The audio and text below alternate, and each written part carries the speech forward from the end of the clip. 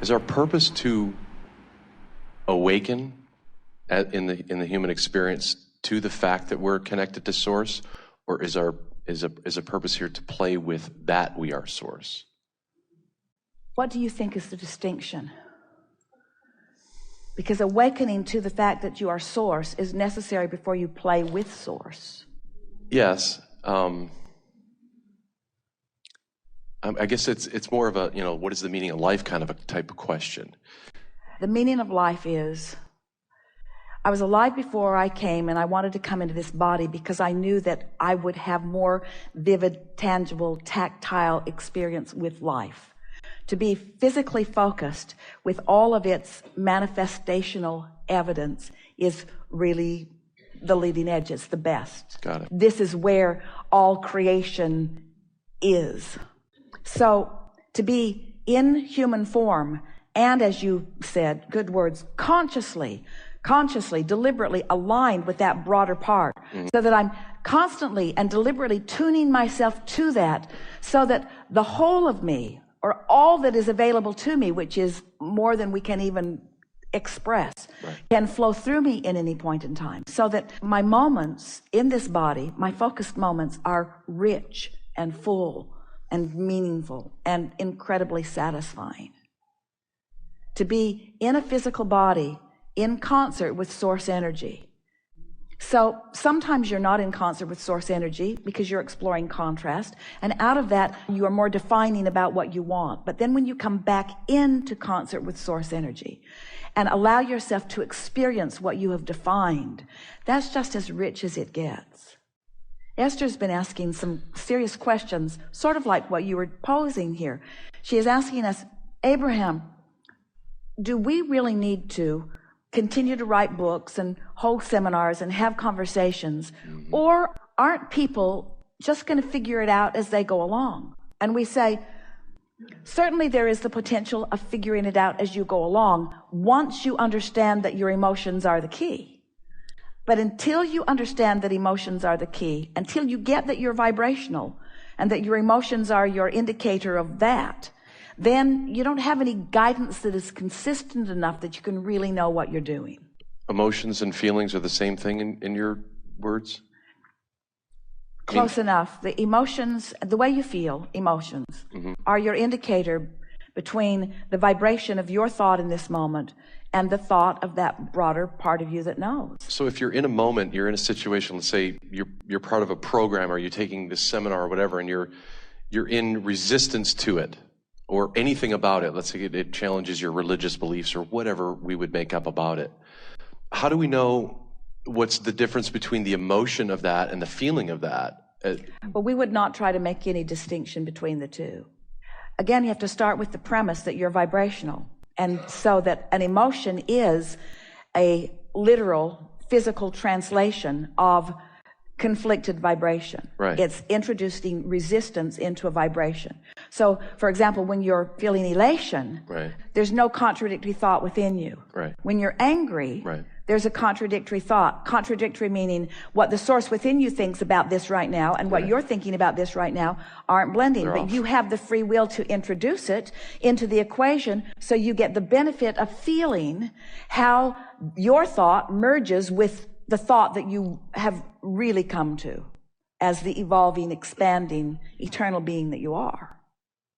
So the true meaning of life is expansion, really. The true result of life is expansion. We've said for quite a while that the basis is freedom, because you're so free you can choose bondage. And the purpose of it has to be joy, because in seeking joy, then you're seeking alignment. And the result of that is outrageously delicious expansion. You say. Can you be confused between your emotions and your feelings, like you're in a situation where, like, your belief system or your fears are holding you back? If you don't isolate them and examine them in a sort of steady way, you can. Because as you move from thought to thought, your feelings shift. Right. And so the best way to sort of subdue that confusion that we've noticed, that our human friends have discovered, is when you're feeling an emotion, especially the strong ones, if you'll stop in the middle of it and just say simply, let's say you're feeling a strong positive emotion. If you'll stop in the middle of it and say, we have agreement here. My opinion and the opinion of Source about this right here is same. When you have strong negative emotion, stop and say, we have a disagreement. My opinion and the opinion of Source are not the same. Who I have really come to and who I'm allowing myself to be right now are not the same. So it's interesting because that means that all agreements or disagreements are between you and you. They seem like they're about what that person wants or about what that person's doing, but they're just introducing a concept that you are having a reaction to. Right. And the reaction that most are having to what most are saying is, I'm not free to choose, and that's not true. But once you start exercising your freedom to choose, and you watch the powerful law of attraction bring you what you choose, and bring you what you choose, and bring you what you choose, and bring you what you choose, you begin to feel invincible. Not selfishly invincible, as if you are depriving others of what they want, but invincible in the sense that you understand your true point of attraction and the power of it. And the power of your point of attraction lies in the power of your ability to focus on what you want. And the power of your ability to focus upon what you want lies in your ability to feel the difference between what you want and what you don't want. In other words, you want love. You want love. I do. You want love. So when you think about focusing on someone and loving them, you want that love. When you focus on losing them, or you focus on them not staying, or you focus on them being distracted or not loving you back, now you're focused in a way that the source within you is never focused. And we can see how it could be confusing, but we promise you, once you get a handle on your emotions, you'll never be confused again. You won't be confused about what you're doing, and you won't be confused about what anybody else is doing. When you see somebody freaking out, you just know they're not in alignment with who they are, and they might even be justified in not being in alignment. This sweet woman that sat here and allowed us to play with her, we actually put our hand right over her mouth. In other words, how extreme is that? But we were wanting to make the point that she cannot continue to speak in opposition to what she wants and feel good. So this is the contradiction, like when you say the want, I want something, which is to me as I hear the inference of lack. I want that, therefore I'm not that. That's semantics, and we understand that, and the word desire might be a better word applied to you. But the reason that we don't mind the word want is because we all will continue to be wanting. Right. There will always be more for us to move toward. And as you relax into that understanding, because it's the premise of all expansion, then it's good. Yeah. So create your vision of what you want, desire, and then sit in it as if you were already it, or the experiences, or what you believe it will feel like. Well said. Exactly right. But so even though I'm not in a relationship, to be in a relationship in my mind with the person or how I would have it to be, or how I have her to be.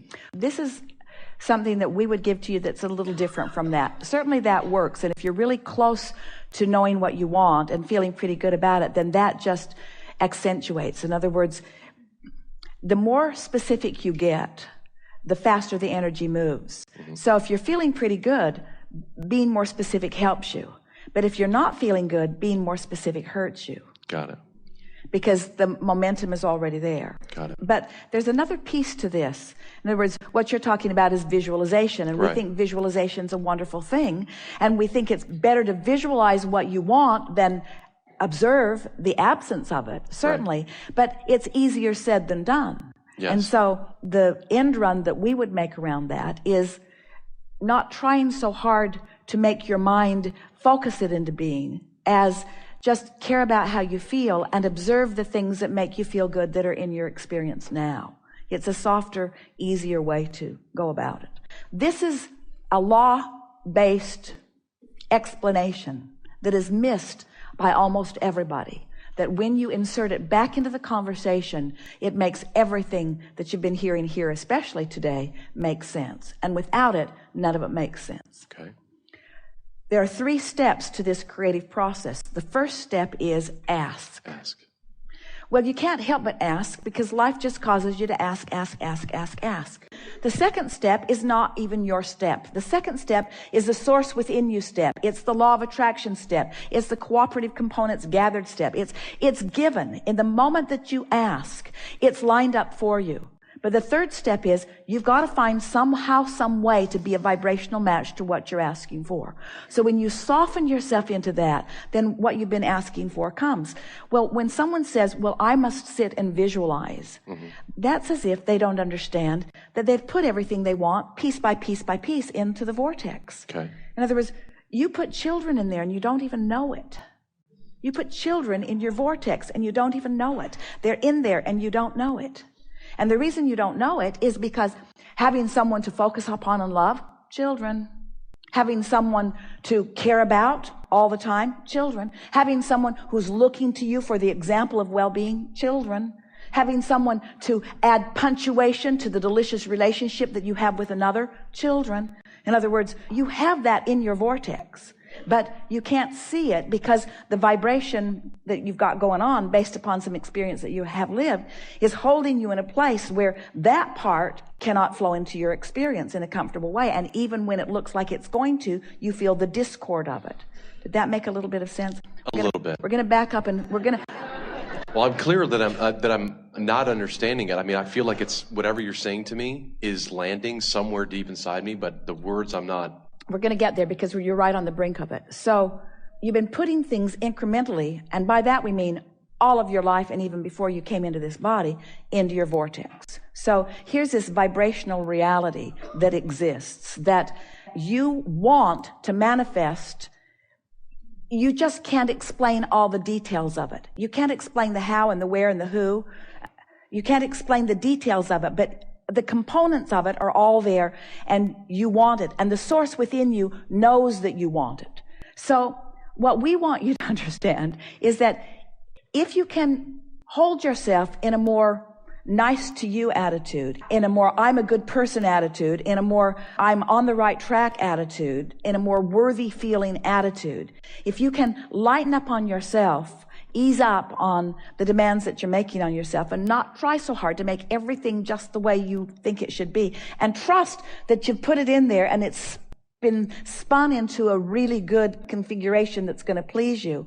And then your singular intention is to relax and allow the revelation of that to surprise and delight you. Now you're really on the path for a delicious, wonderful life. So what are the components? You did choose. You visualized it into being. You more than visualized it into being. You banged it into being. In other words, you hammered it out of life. You defined what you want, and you defined it in lots of different experiences with lots of different exposure to lots of different circumstances and people. In other words, you carved out a really magnificent life experience for yourself that you are depriving yourself of, all of you are, because none of you are living up to the expectation that the source within you has about what's in your vortex. You're all depriving yourself of so much that could be there because you're not willing to relax in an attitude of I'm goodness and let what's in there flow into your experience. And that's why so many teachers are teaching you to meditate or to count your blessings or even to pray with an attitude of love. It really is about it's about chilling. It's about acceptance. It's about all the things that you've been hearing, but we're wanting to put it into a law-based understanding so that you can understand when you're moving toward it and when you're moving away from it. Kate and Luke played a game with Jerry and Esther when the kids were very little, a hot and cold game where they'd hide something and then Jerry and Esther were to find it just by saying, it's hot, you're getting hotter, you're getting hotter, you're getting hotter. And every single time they would lead them to the button, every single time, because they knew where it was. And they were giving Jerry and Esther hot and cold, hot and cold, hot and cold. There was no possibility that they weren't going to find it. There was no possibility that they weren't going to find it. And the same is true of every one of you. There's no possibility that you're not going to find it if you will accept that negative emotion means you're cold and moving away from it, and positive emotion means you're warmer, warmer, warmer, warmer, warmer, warmer, warmer. This is the game. This is the emotional game that you're playing. And so if it's confusing, it's only because you're trying to introduce too much to the conversation all at once. Get more singular and specific in what you're asking about, and you'll feel it vividly, you see.